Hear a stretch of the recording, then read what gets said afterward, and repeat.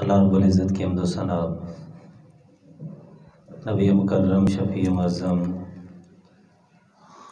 ہادی دو جہاں سرور سرورام حضور سیدی و مولائی واقعی و ملجائی احمد مجتبی حضور سیدنا محمد مصطفیٰ صلی اللہ علیہ وسلم کی بارگاہ عالیہ میں ہدیہ درود و سلام عرض کرنے کے بعد دعا ہے اللہ رب العزت قادر مطلق کے دربار میں مولا پاک میرے دل، دماغ، زبان اور نگاہ کو نفس اور شیطان کے شر سے اپنی کامل اور دائمی پناہ نصیب فرمائے۔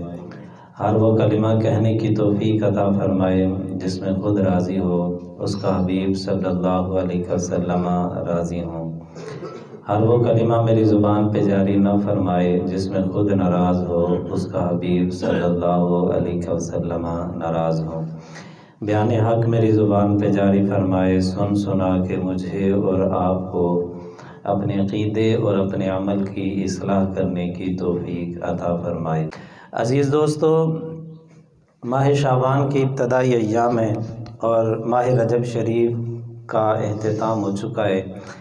پچھلے جمعۃ المبارک میں رسول خدا صلی اللہ علیہ وسلم کے عظیم معجزہ معراج کے متعلق چند باتیں احباب کے گوش گزار کرنے کا شرف حاصل کیا کہ جس میں ہم نے یہ عرض کی کہ اللہ رب العزت نے سرور عالم صلی اللہ علیہ وسلم کو معراج شریف کا عظیم معجزہ کیوں عطا فرمایا۔ ان حکمتوں میں سے ایک حکمت علماء نے یہ لکھی ہے کہ نبی پاک صلی اللہ علیہ وسلم نے جب اعلان نبوت فرمایا تو کفار نے مظالم کی انتہا کر دی، لیکن اس وقت جناب ابو طالب اور ام المومنین سیدہ خدیجہ الکبریٰ رضی اللہ تعالی عنہا یہ سرور عالم صلی اللہ علیہ وسلم کی ذات والا صفات کے سامنے سیسا پلائی دیوار بن کے ڈٹ گئے، اور سیدہ پاک جب حضور گھر جاتے تو نبی پاک صلی اللہ علیہ وسلم کے دل مبارک کو تسلی دینے کا کام کرتی، لیکن ایک ہی سال کے اندر یہ دونوں ہستیاں اس دار فانی سے کوچ کر گئیں۔ اس سال کو عام الحزن کہا جاتا ہے، غم کا سال، اس سال کا نام رکھ دیا گیا۔ اب کوئی ظاہری طور پہ دلاسا دینے والا نہیں تھا۔ جب غم نے شدت اختیار کی کہ میں ان لوگوں کو سیدھا رستہ دکھاتا ہوں، یہ لوگ بھاگ بھاگ کے جہنم کی طرف جاتے ہیں، میں ان کو جنت کی طرف بلاتا ہوں، یہ مجھے پتھر مارتے ہیں، یہ مجھے مجنون بھی کہتے ہیں، یہ پاگل بھی کہتے ہیں۔ جب ان چیزوں نے رسول خدا صلی اللہ علیہ وسلم کے قلب اطہر پہ ایک بوجھ سا پیدا کر دیا تو اللہ رب العزت نے ارشاد فرمایا کہ اے جبرائیل جاؤ، پہلے تو جناب ابو طالب تھے اور سیدہ خدیجہ الکبریٰ تھیں جو میرے محبوب کے قلب اطہر کو تسلی دیتے تھے، اب ان دونوں ہستیوں کا انتقال ہو چکا ہے، اب ایسے کرو کہ میرا محبوب پریشان ہے تو میرے حبیب صلی اللہ علیہ وسلم کو لے کے آؤ تاکہ میں خود اپنا دست قدرت اپنے محبوب کے قلب اطہر پہ رکھ کے اپنے محبوب کے دل کو تسلی دے دوں۔ وہ پنجابی کے شاعر نے کہا تھا کہ میرے یار نو کافراں دکھ دیتے دے تسلیاں دل پر چاؤنائیں تے جو بھی ہے خزانہ کول میرے کملی والے دی جھولی وچ پاؤنا ہے۔ اللہ تعالیٰ نے حبیب خدا صلی اللہ علیہ وسلم کی ذات والا صفات کو اس عظیم معجزے سے سرفراز فرمایا، اور یہ وہ مبارک رات تھی۔ مختلف علماء نے مختلف تاریخیں لکھی ہیں، لیکن جمہور علماء نے 27 رجب شریف کی رات کو لکھا ہے۔ نبی پاک صلی اللہ علیہ وسلم بی بی ام ہانی رضی اللہ تعالی عنہا یہ حضرت مولا علی رضی اللہ تعالیٰ عنہ کی ہمشیرہ ہیں، اور ان کے گھر میں نبی پاک صلی اللہ علیہ وسلم اکثر جایا کرتے تھے، اور اس رات بھی مصطفیٰ کریم علیہ الصلوۃ والتسلیم چادر مبارک کو اوڑھ کے آرام فرما تھے۔ ساری رات جاگ کے اپنے رب کے حضور اپنی امت کی بخشش مانگنے والا محبوب آج چادر مبارک کو اوڑھ کے سوئے ہوئے ہیں، اور علماء نے یہ سبب لکھا ہے کہ نبی اکرم شفیع معظم صلی اللہ علیہ وسلم پہلے جاگا کرتے تھے لیکن آج سو رہے تھے۔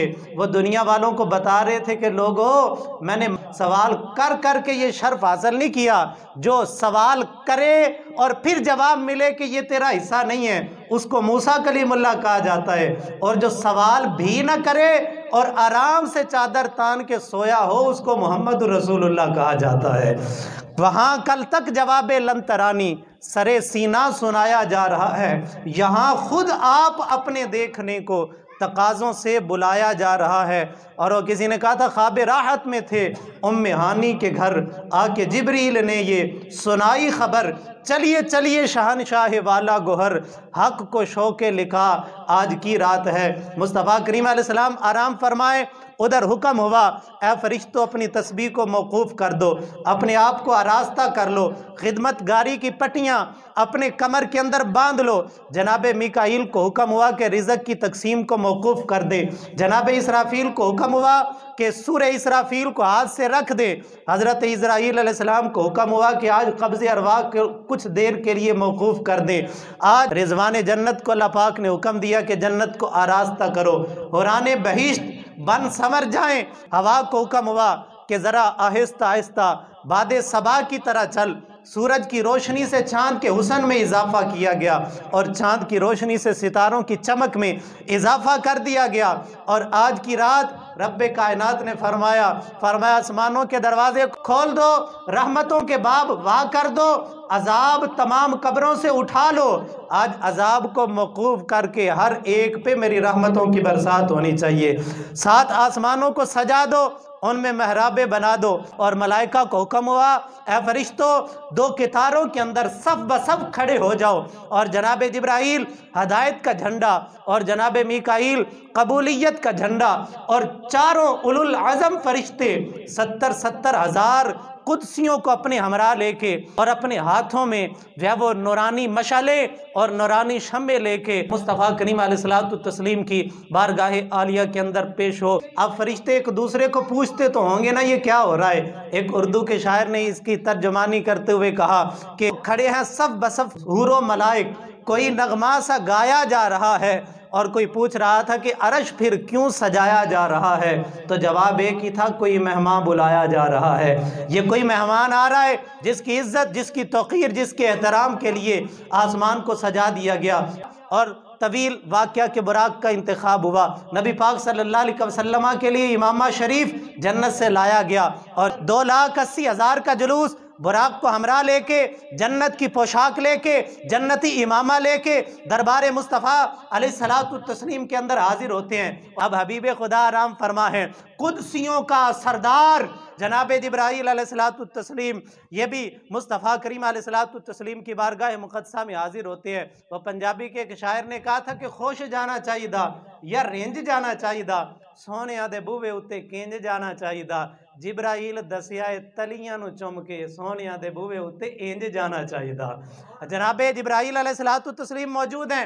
اب حکم خدا بندی ہے، آواز بھی بلند نہیں کرنی، میرے محبوب کو باہر سے آواز بھی نہیں دینی۔ عرض کی مالک اب کیا کروں؟ حکم خدا بندی ہوا، میرے حبیب صلی اللہ علیہ وسلم کے چہرہ پاک کے بالکل برابر سے چھت کو پھاڑ دو۔ آواز آئی دریچے کھول دو، ایوان قدرت کے نظارے خود کرے گی آج قدرت شان قدرت کے۔ فرمایا میرے حبیب کے چہرہ پاک سے چھت کو کھولا جائے، چھت کو کھول دیا گیا۔ جناب جبرائیل علیہ السلام حاضر خدمت ہوتے ہیں، مالک اب کیا کروں؟ حکم ہوا یا جبریل قبل قدمیہ، اے جبرائیل میرے حبیب کے قدموں کو بوسہ دے دو۔ جب بوسہ دیا حبیب خدا بیدار ہوتے ہیں۔ پوچھا جبرائیل خیر ہے، آج اس وقت اور اس کیفیت سے حاضر ہونے کی وجہ کیا ہے، سبب کیا ہے؟ عرض کی حضور کو ان اللہ اشتاق الی لقائک یا رسول اللہ، حضور رب آپ کو ملنا چاہتا ہے، اللہ پاک آپ کی ملاقات کا مشتاق ہے۔ طور اور معراج کے قصے سے ہوتا ہے عیاں، اپنا جانا اور ہے اور ان کا بلانا اور ہے۔ حبیب خدا صلی اللہ علیہ وسلم کو حتیم کعبہ کے اندر لایا جاتا ہے۔ یہ جو کعبہ شریف کے گرد یہ جو گول سا چھوٹا سا دائرہ ہے، اس جگہ مصطفیٰ کریم علیہ السلام کو لایا جاتا ہے۔ جناب جبرائیل بھی حاضر، جناب میکائیل بھی حاضر، جناب اسرافیل بھی حاضر، جناب اسرائیل بھی حاضر، اور پھر جنت سے آب کوثر کا پانی مصطفیٰ کریم علیہ السلام کی بارگاہ مقدسہ میں لایا جاتا ہے۔ سرور عالم صلی اللہ علیہ وسلم فرماتے ہیں پھر جناب جبرائیل نے میرے سینے پہ ایسے انگلی کو پھیرا، اور حضور فرماتے ہیں میرا سینہ کھل گیا، میرا دل باہر نکالا گیا۔ اور دل ایک ایسی چیز ہے جسم کے اندر، یہ ایک لمحے کے لیے انسان کے جسم سے جدا ہو جائے، انسان کی موت واقع ہو جاتی ہے۔ لیکن قربان جائیں، انسان جینے میں دل کا محتاج ہے، لیکن اللہ کے محبوب اپنی زندگی کے اندر، اپنی حیات طیبہ کے اندر اپنے دل کے محتاج، کیونکہ اللہ تعالیٰ نے ایسی زندگی حضور کو عطا فرمائی ہے جیسی زندگی کسی اور کو عطا ہی نہیں کی۔ اسی وجہ سے لوگ سوال کرتے ہیں نا جی کیسے آج بھی حضور زندہ کیسے ہیں؟ میں نے کہا میرے یار، جیسے دل باہر نکلا تھا حضور تب زندہ تھے، ایسے ہی آج 14 صدیوں بعد بھی میرے محبوب زندہ ہیں۔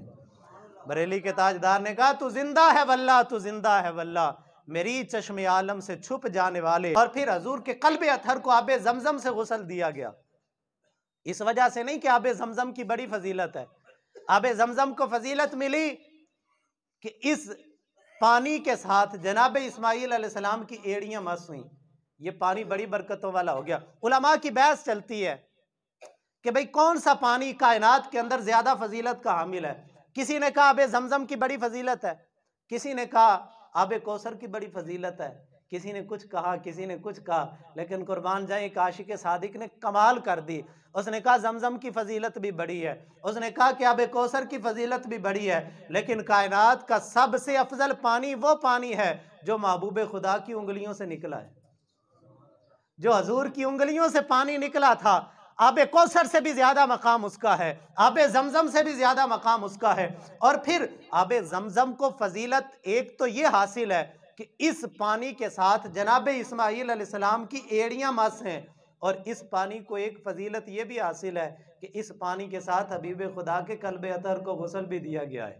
اس پانی کو ایک فضیلت یہ بھی حاصل ہے کہ جب فتح مکہ کے موقع پر میرے حبیب صلی اللہ علیہ وسلم نے پانی کا ڈول زمزم شریف سے نکلوایا اور حضور صلی اللہ علیہ وسلم نے اس پانی کو نوش فرمایا اور کلی کر کے ڈول میں دوبارہ واپس ڈالی اور فرمایا اس کو کنویں کے اندر پھینک دو، واپس ڈال دو، تاکہ قیامت تک میرا کوئی بھی امتی جب زمزم شریف کو پیے جہاں اس کے ذہن میں یہ خیال ہو کہ اس پانی کے ساتھ حضرت اسماعیل کی ایڑیاں مس ہوئی تھیں، وہاں اس کو یہ بھی وجد آ جائے کہ اس پانی کو حضور نے اپنے منہ مبارک سے نکال کے واپس پلٹایا تھا۔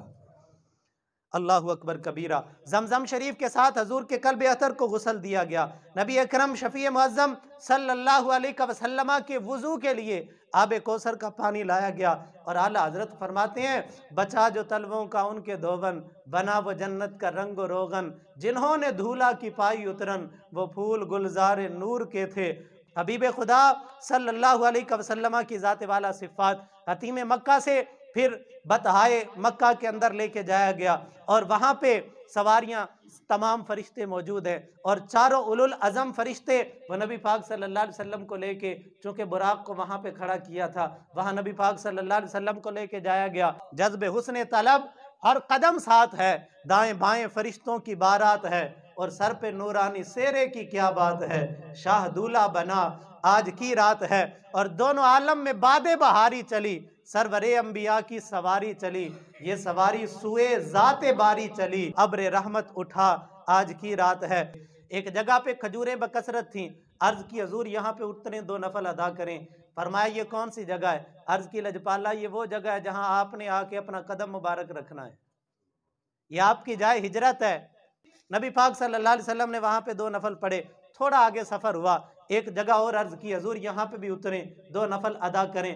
پوچھا جبرائیل یہ کون سی جگہ ہے؟ عرض کی حضور یہ وہ جگہ ہے جہاں جناب موسیٰ کو حکم ہوا تھا فَاخْلَعْ نَعْلَيْكَ إِنَّكَ بِالْوَادِ الْمُقَدَّسِ طُوَىٰ، اے موسیٰ کلیم اپنی جوتیاں اتار لو، یہ پاک جگہ ہے۔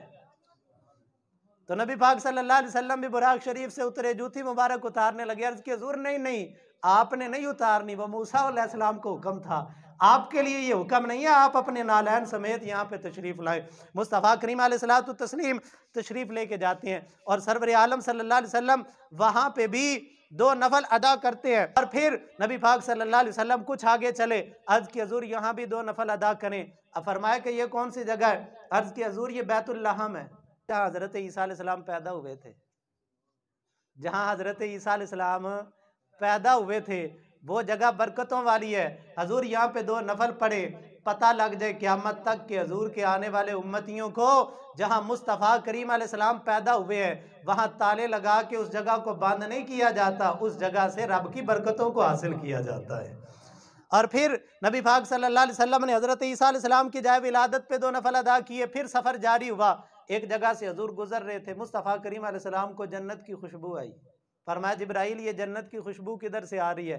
عرض کی لجپالا یہ فرعون کی نکرانی تھی اور اس کی قبر ہے یہاں پہ، اس کی قبر سے جنت کی خوشبو آ رہی ہے، فرعون کی بیٹی کی خدمت کرتی تھی، ایک دن کنگھی کرتے کرتے کنگھی ہاتھ سے گری اور پھر بے ساختہ جب کنگھی کو اٹھانے لگی تو اس کی زبان سے نکلا بسم اللہ، اور پھر فرعون کو پتہ لگا، فرعون نے اس مائی کو بلایا، کہنے لگا کہ اپنے موسیٰ علیہ السلام کے دین کو چھوڑ اور دوبارہ سے مجھے رب مان۔ اس نے کہا کہ یہ تو نہیں ہو سکتا، اس نے کہا پھر میں تجھے مار دوں گا، اس نے کہا جو ہوتا ہے کر لے۔ تو اس نے ایک گرم کڑاہ تیل کا کیا اور اس کی تینوں بچیوں کو بلایا، سب سے بڑی بچی کو پکڑ کے کہا کہ مانتی ہے مجھے رب کے، اس کو پھینکوں آگ کے اندر؟ اس نے کہا کہ میں تجھے رب نہیں مانوں گی۔ بڑی بچی کو اس کی آنکھوں کے سامنے تیل کے گرم کڑاہ کے اندر پھینک دیا گیا، چند لمحوں کے اندر وہ جل کے راکھ ہو گئی۔ اس نے کہا اب بھی نہیں ماننا، اس نے کہا تیری بچی مر گئی، اب دوسری، اس نے کہا یہ بھی قربان ہو جائے، کروں تیرے نام پہ جاں فدا، نہ بس ایک جہاں 2 جہاں فدا، 2 جہاں سے بھی نہیں جی بھرا، کروں کیا کروڑوں جہاں نہیں، یہ ایک جان کیا ہے اگر ہوں کروڑوں، تیرے نام پہ ان کو وارا کروں میں۔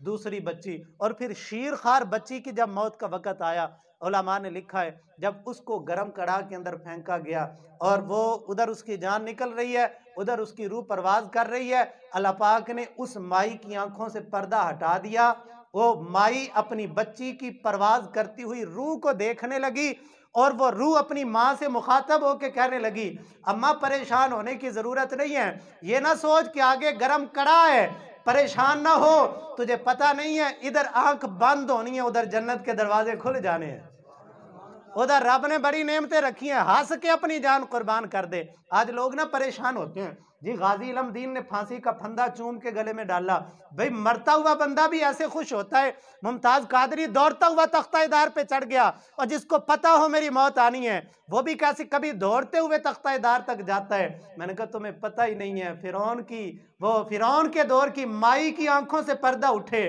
اس کو وہ بچی کہتی ہے کہ اماں پریشان نہ ہو، جب عاشق صادق کی موت کا وقت قریب آتا ہے حبیب خدا سارے پردے اٹھا کے خود اس کے استقبال کے لیے تشریف لے آیا کرتے ہیں۔ اور نبی اکرم شفیع معظم صلی اللہ علیہ وسلم نے فرمایا وہ جنت کی خوشبو، آج دیکھیں اس مائی نے اپنی 3 بچیاں قربان کی، پھر اپنی جان بھی قربان کی۔ آج ہم نے کیا قربان کیا دین کے لیے؟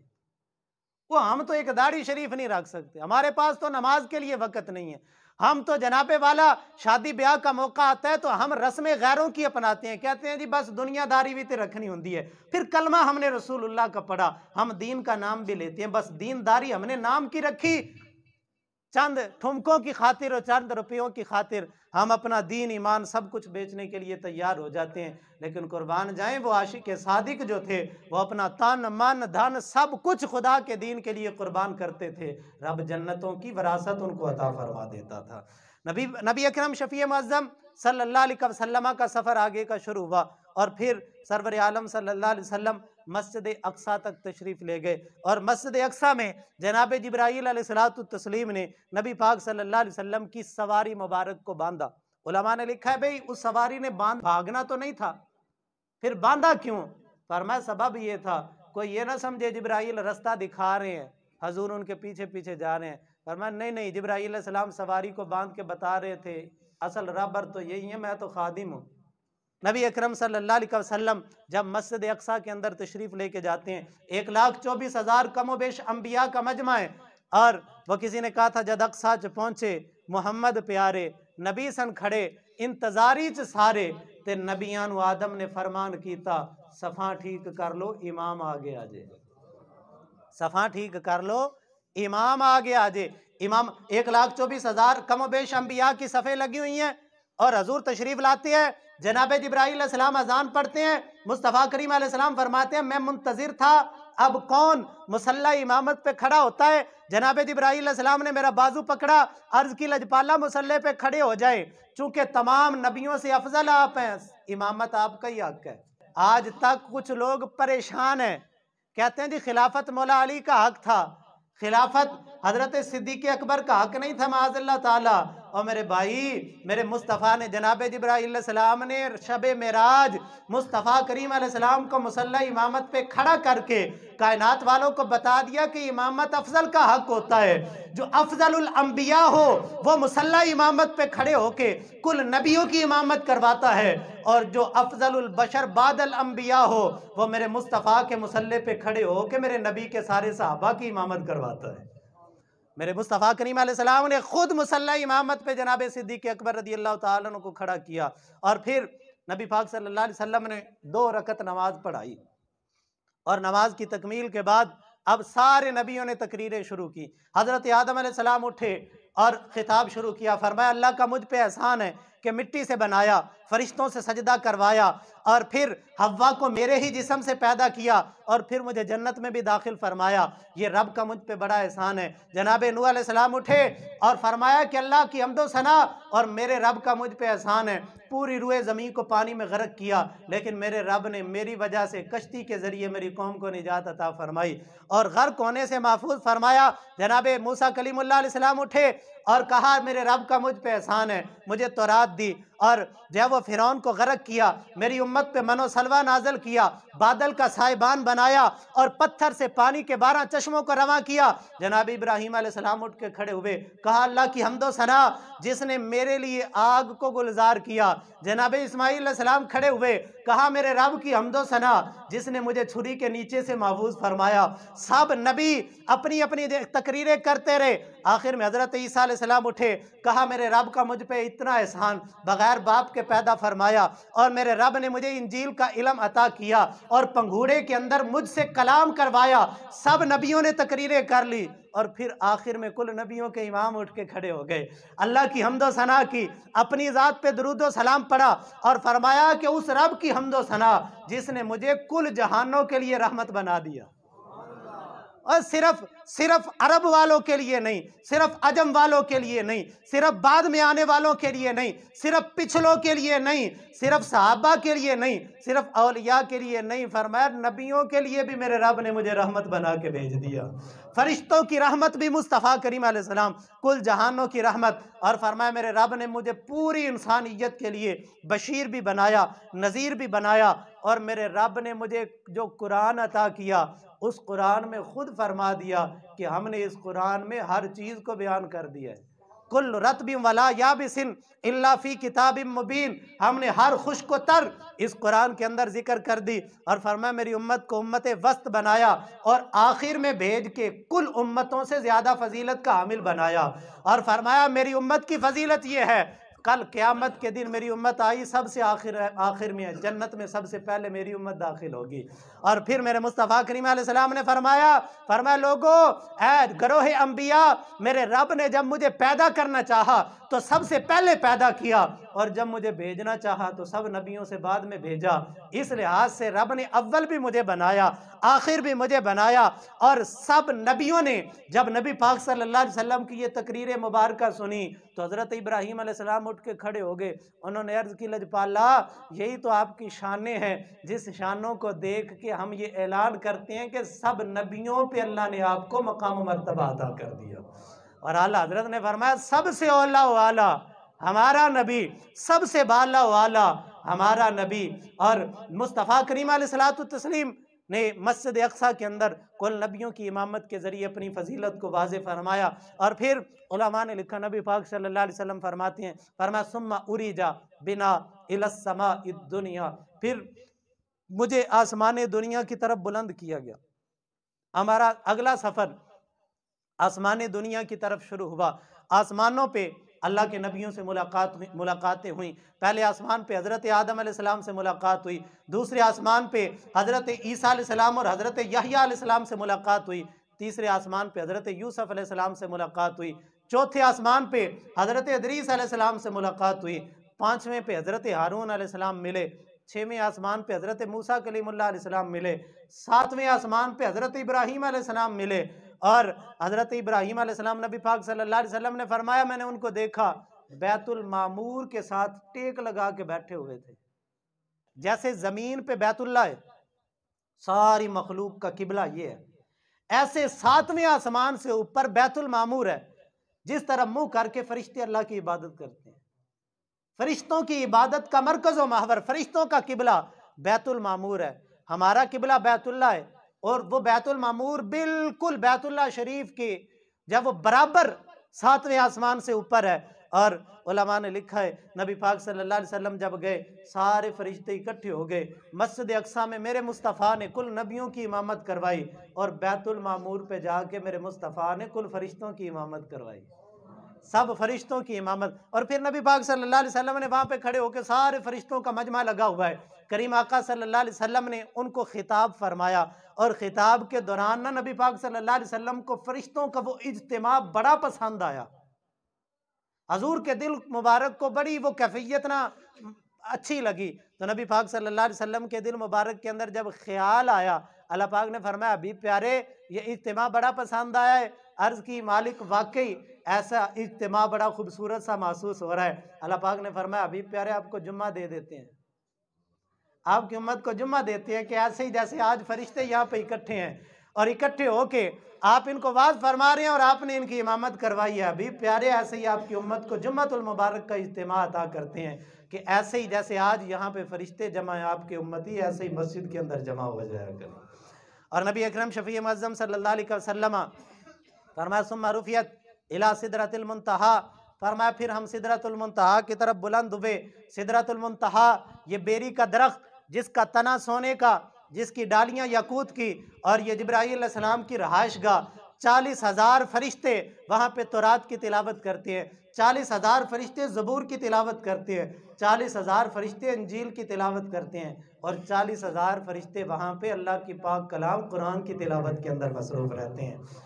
शेख अब्दुल हक मुहद्दिस देलवी रहमतुल्लाह ताला लिखते हैं, आप फरमाते हैं जब सिदरतुल मुंतहा पे पहुँचे, मुस्तफ़ा करीम अलैहिस्सलातु तस्लीम ने जिब्राईल अलैहिस्सलातु तस्लीम के बाजू को पकड़ा और कहा जिब्राईल चल आगे चलें। तो जनाब जिब्राईल अलैहिस्सलातु तस्लीम हाथ जोड़ के खड़े हो गए, अर्ज़ की थी जिब्रील सिदरा ते जाके नबी दियां कदमां च सिर नूं झुका के इथों अग्गा हुन नहीं मैं जा सकदा आका, मेरा हुन अखीरी मुकाम आ गया है, और अर्ज़ की लजपाला इससे आगे नहीं। और फिर जब मुस्तफ़ा करीम अलैहिस्सलातु तस्लीम ने फरमाया ना, सरवर आलम सल्लल्लाहु अलैहि वसल्लम ने फरमाया नबी आख्या राह विच छड़ जाना नहीं सी दोस्तां विच दस्तूर अगे, वही आख्या ओ शोले मारदा है जिस नूर ने साड़िया तूर अगे, ते आका अगे दरिया ते जलियां दा ठाठां लहरां जलवे लगातार दसदा, इथों अगां दा मेरे कोल टिकट भी नहीं, सचो सच गरीब नतार दसदा, कई सोहनियां डुबियां खा गोते चुगी यार अपनी नदियों पार दसदा, ते नाले रस्ता शारे आम भी नहीं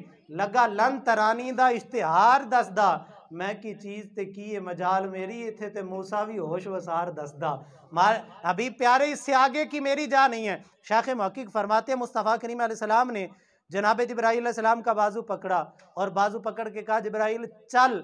हजूर ने एक कदम उठाया, एक कदम उठाया, वो जिब्राईल जो एक पर खोल दें तो मशरिक और मगरिब की सारी ज़मीन उस पर के नीचे आ जाए, और उस एक पर जैसे 70,000 पर जनाब जिब्राईल अलैहिस्सलाम को अता किए गए। तो शेख मुहक्किक फरमाते हैं जब हजूर ने बाजू पकड़ के एक कदम मुबारक उठाया तो 70,000 फरिश्तों परों का हामिल फरिश्ता जनाब जिब्राईल अलैहिस्सलाम हकीकत मुस्तफ़ा के सामने ऐसे थे कि जैसे एक छोटी सी चिड़िया होती है। वो जनाब मुस्तफ़ा करीम अलैहिस्सलातु तस्लीम की हम रकाबी के अंदर एक कदम भी आगे ना उठा सके, और फिर आगे का सफ़र वो या खुदा जाने या मुस्तफ़ा जाने, जाने जान वाला या लजान वाला, या खुदा जानता है या मुस्तफ़ा जानते हैं। अजीज़ दोस्तों, फिर मुस्तफ़ा करीम अलैहिस्सलातु तस्लीम शब मेराज काबा कौसैन के मकाम पर वहाँ पे जाके नबी पाक सल्लल्लाहु अलैहि वसल्लम पाक ने फरमाया अभी प्यारे आए हो मेरे दरबार के अंदर, क्या लेके आए हो? अर्ज़ की मालिक तेरे दरबार में वो लाया हूँ जो तेरे पास नहीं है। अब की फरमाया अभी प्यारे वो कौन सी चीज़ है जो मेरे दरबार के अंदर नहीं है? अर्ज़ की मालिक तेरे दरबार के अंदर आजिज़ी नहीं है, क्योंकि तू तो बड़ा है, तू तो बुलंद है, तू तो आला है, और मैं तेरे दरबार के अंदर आजिज़ी लेके आया हूँ। अत्तहिय्यातु लिल्लाहि वस्सलवातु वत्तय्यिबातु, यहाँ तक जुमले हबीब खुदा ने कहे, आगे कुदरत खुदाबंदी से आवाज़ आई अस्सलामु अलैका अय्युहन नबिय्यु, ऐ अभी प्यारे आप पर भी सलाम हो। और आगे फिर जब मुस्तफ़ा करीम अलैहिस्सलाम की ज़ाते वाला सिफ़ात पर रब ने सलाम भेजा, अब कुर्बान जाए उस अजीम हस्ती पे जो वहाँ पे भी जाके अपने उम्मतियों को नहीं भूले। हजूर ने फौरन अर्ज कर दी, अस्सलामु अलैना व अला इबादिल्लाहि सालिहीन, ऐ मालिक हम पे भी सलाम हो और तेरे नेक बंदों पे भी सलाम हो। अब नेक बंदे तो हो गए, उलमा ने लिखा अस्सलामु अलैना, हजूर वाहिद थे और अकेले बंदे के लिए वाहिद का जुमला बोला जाता है। हजूर फरमाते हैं सलामु अलैया, मुझ पर सलाम हो और नेक बंदों पे सलाम हो, लेकिन हजूर ने फरमाया सलामु अलैना, मालिक हम पे सलाम हो। उलमा ने लिखा नेकों को कर दिया अलग और गुनाहगारों को हजूर ने अपने दामन में समेट लिया।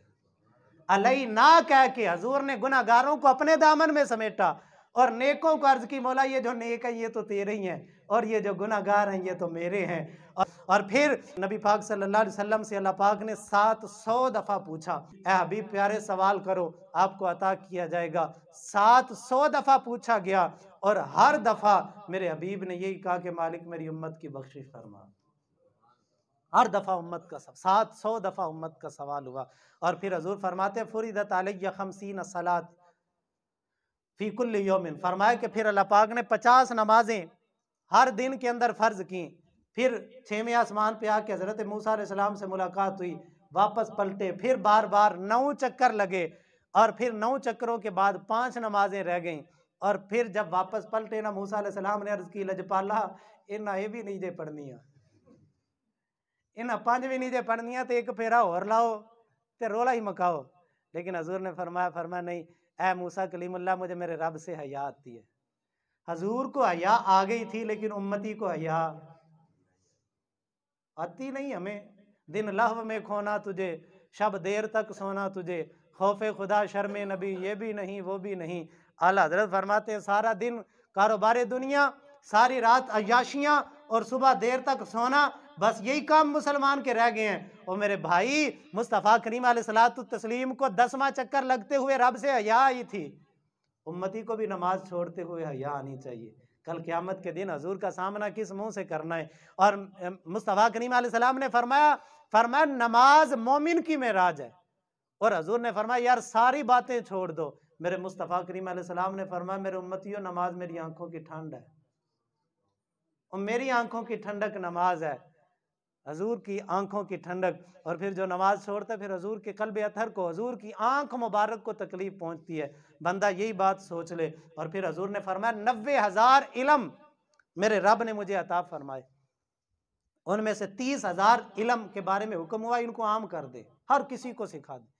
और 30,000 उलूम ऐसे थे, इख्तियार दिया, चाहो तो बता दो चाहो तो छुपा लो या खास बंदों को बता दे। और फिर 30,000 उलूम ऐसे थे जो सिर्फ राज के थे। अल्लाह पाक ने फरमाया हबीब ये तेरा और मेरा राज है, ये किसी और के लिए नहीं है। और फिर नबी अकरम शफी मुअज़्ज़म सल्लल्लाहु अलैहि वसल्लम 5 नमाजें लेके रब्बे कायनात के दरबार से 1 महीने के रोज़े लेके अपनी उम्मत के लिए वापस पलट के आते हैं। और मेरे भाई मुस्तफ़ा करीम अलैहिस्सलातु तो ये नमाज है, ये तोहफ़ा मेराज है। शब मेराज मुस्तफ़ा करीम अलैहिस्सलातु तस्लीम को ये तोहफ़ा अल्लाह रब्बुल इज़्ज़त की तरफ से अता किया गया। और नबी मुकर्रम शफ़ी मुअज़्ज़म सल्लल्लाहु अलैहि वसल्लम जब वापस पलट के हज़ूर ने बड़ी बातें अपनी उम्मतियों को बताई। हदीस मुताहरा में बड़ी तवालत के साथ ये चीज़ें मज़कूर हैं। बीबियों को इकट्ठा करके ना हज़ूर ने ख़ास ताकीदन इरशाद फरमाया और तो सदक़े की कसरत करो, सदक़े की कसरत करो। अर्ज़ की लजपाला वो क्यों? नबी पाक सल्लल्लाहु अलैहि वसल्लम ने फरमाया मैंने तुम्हारी कसरत जहन्नम में देखी है, मैंने कसरत से तुम्हें जहन्नम के अंदर जलते हुए देखा है। अर्ज़ की हज़ूर वजह क्या है? मुस्तफ़ा करीम अलैहिस्सलातु तस्लीम ने फरमाया तुम कुफ़र करती हो। अर्ज़ की लजपाला हम कुफ़र कैसे करेंगी, हम तो खुदा को एक मानती हैं, आपके दीन को भी मानती हैं। हजूर ये सारी चीज़ों की हम कायल हैं, हम कुफ़र कब करती हैं? नबी पाक सल्लल्लाहु अलैहि वसल्लम ने फरमाया तुम अपने खामद की नाशुक्री करती हो। और नबी पाक सल्लल्लाहु अलैहि वसल्लम ने फरमाया मैंने नाफरमान बीवियों औरतों को जो अपने खामदों की नाफरमान हो मैंने कसरत के साथ जहन्नम में जलते हुए देखा है। मेरे भाई ये सिर्फ मेरी बीवी के लिए नहीं है, ये सबक हमने अपनी बेटी को भी पढ़ाना है। हम ना जब अपनी बेटी की बारी आती है तो हमारे लहजे और होते हैं, लेकिन जब बहू की बारी आती है तो हमारे लहजे बदल जाते हैं। जो हुक्म बहू के लिए वही हुक्म बेटी के लिए। अगर मैंने अपनी बीवी को बताना है कि वो अपने खामद की ताबेदारी करे, मैंने अपनी बेटी को भी बताना है कि वो अपने खामद की ताबेदारी करे। अगर उसने भी अपने खामद की नाफरमानी की अज़ाब उसके लिए भी वही है जो मेरे घर में आई हुई बहन बीवी बेटी और बहू और जो है वो मेरी ज़ौजा के लिए। وہی عذاب دوسری طرف بھی ہیں۔ ہم نے ان کو بھی یہ سکھانا ہے کہ میری بیٹی بھی اپنے خامند کی تابعداری کرے، میری بہن بھی اپنے خامند کی تابعداری کرے۔ مصطفیٰ کریم علیہ السلام نے فرمایا میں نے کثرت سے اس وجہ سے عورت کو جہنم میں جلتے ہوئے دیکھا۔ عرض کی لجپالہ وہ کیسے؟ فرمایا ساری زندگی خامند کا کھاتی ہو اور ایک دکھ آ جائے تو آسمان سر پہ اٹھا لیتی ہو کہ میں نے تو تیری طرف سے سکھ کوئی نہیں دیکھا۔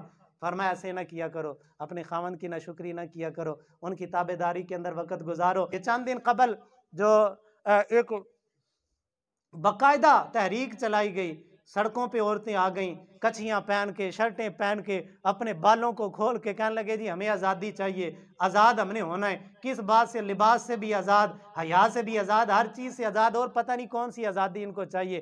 اور وہ کہتی تھیں جی ہمیں بند کر دیا گیا، اور پھر یہاں تک انہوں نے کہا کہ بھی جی جب وہ ہم اپنے خامند کی بھی پابند نہیں ہیں۔ اور اس بہن اس بیٹی کو سبق کسی نے کوئی اور پڑھا دیا ہے، اصل سبق وہی ہے۔ بھئی میں نے عرض کی نا یورپ یہ چاہتا ہے، اور یہودی، عیسائی، ہندو، سکھ، یہ عالم کفر یہ چاہتا ہے کہ مسلمان بچی کو باغی کیا جائے، لیکن اللہ پاک قرآن پاک میں فرماتا ہے الرجال قوامون علی النساء، ہم نے مرد کو فضیلت دی ہے۔ عورت کا حسن مرد سے بغاوت کے اندر نہیں ہے، عورت کا حسن مرد کی تابعداری کے اندر رب نے رکھا ہے۔ یہ کوئی خوبصورتی نہیں ہے کہ عورت بے باک ہو جائے، نہیں، یہ آزادی نہیں ہے۔ آزادی وہی ہے کہ جب عورت اپنے خامند کی تابعداری کے اندر آ جائے۔ نبی پاک صلی اللہ علیہ وسلم نے فرمایا میں نے لوگوں کو دیکھا رستے کے اندر ان کو آگ اور کانٹوں کی سولیوں سے لٹکایا ہوا تھا۔ تو عرض کی یا رسول اللہ صلی اللہ علیہ وسلم وہ کون لوگ تھے؟ نبی پاک صلی اللہ علیہ وسلم نے فرمایا یہ رستے کے موذی تھے، یہ جو رستوں میں بیٹھ کے لوگوں کو تکلیف دیتے ہیں۔ نبی پاک صلی اللہ علیہ وسلم نے فرمایا یہ رستے کے موذی، یہ جو راہ گزرنے والے مسافروں کو تنگ کرتے ہیں۔ آج بھی جب وہ یہ ہمارا پڑھا لکھا طبقہ، یہ اسٹوڈنٹ لوگ جو ہوتے ہیں، یہ رستے میں گزرتے ہوئے ایسے ہی بسوں کو پتھر مار دیتے ہیں، بسوں کے شیشے توڑ دیتے ہیں، مسافروں کی جانیں چلی جاتی ہیں یہ جب، اور پھر رستوں میں کھڑے ہو کے راہ گزرتے لوگوں پہ پھبتیاں کستے ہیں، مذاق اڑاتے ہیں، الٹے نام ڈالتے ہیں۔ نبی پاک صلی اللہ علیہ وسلم نے سختی کے ساتھ اس سے ممانعت کی ہے۔ فرمایا رستے کے موذی نہ بنو، کہ میں نے رستے کے موذی لوگوں کو جب وہ جہنم کے اندر آگ کی سولیوں پہ لٹکے ہوئے دیکھا ہے۔ اور میرے بھائی یہ رستے میں گزرتا ہوا مسافر، کمزوری کی ایک کیفیت ہوتی ہے، اللہ نے نماز بھی کم کر دی ہے مسافر پہ، روزے پہ بھی اجازت دے دی، اگر سفر میں دل کرتا رکھ لو، نہیں کرتا نہ رکھو، جب وہ بعد میں رکھ لینا، قضا کر لینا۔ مسافر کو تنگ کرنا، راہ گزرتے لوگوں کو تنگ کرنا، نبی پاک صلی اللہ علیہ وسلم نے سختی کے ساتھ اس سے منع فرمایا۔ فرمایا میں نے ان کو آگ کی سولیوں پہ لٹکے ہوئے دیکھا۔ تو یہ جو ہمارا اسٹوڈنٹ طبقہ ہے نا، یہ پرہیز کریں ان چیزوں سے، راہ گزرتے گاڑیوں پہ پتھراؤ نہ کریں، شیشے نہ توڑیں، مسافروں کو تکلیف نہ دیں۔ اور پھر عجیب بات ہے، لوگ نا انگلیاں اٹھاتے ہیں مدارس کے لڑکوں پہ، مدارس کے بچوں پہ تانے بھی دیے جاتے ہیں، مدارس کے بچوں کو بڑا برا بھلا بھی کہا جاتا ہے، لیکن آج تک بتائیں مدرسے کے لڑکے بھی کبھی جب وہ سڑک پہ کھڑے ہو کے انہوں نے بسوں کو روکا ہے، انہوں نے بسوں پہ پتھراؤ کیا ہے، مسافروں کو تکلیف دی ہے؟ یہ ہمارے خود کو تہذیب یافتہ کہنے والے لوگ، خود کو مہذب کہنے والے لوگ، پڑھے لکھے خود کو کہنے والے لوگ، مدرسے والوں کو تو کہتے ہیں یہ جاہل ہے، ان کو تو پتہ ہی کسی بات کا نہیں ہے۔ اور میرے بھائی کیا پتہ جب وہ پڑھے لکھے وہ ہیں کہ جو اخلاق سے عاری ہو جائیں، جن کو بڑے چھوٹے کی تمیز نہ رہے، جو اپنے استاد کا گریبان پکڑ لیں؟ خدائے وحدہ لا شریک کی قسم ہے، مدارس کے اندر چلے جائیں، اگرچہ ماحول بگڑ چکا ہے مدارس کا بہت حد تک، لیکن اس کے باوجود شاگرد آج بھی اپنے استاد کے بیٹھنے والی جگہ پہ پاؤں نہیں رکھتا۔ وہ اپنے استاد کے آنے سے پہلے جب وہ تختیاں بچھا کے، اپنے استاد کی مسند بچھا کے، اس کے آنے سے پہلے اس کی تیاری کر کے بیٹھتا ہے۔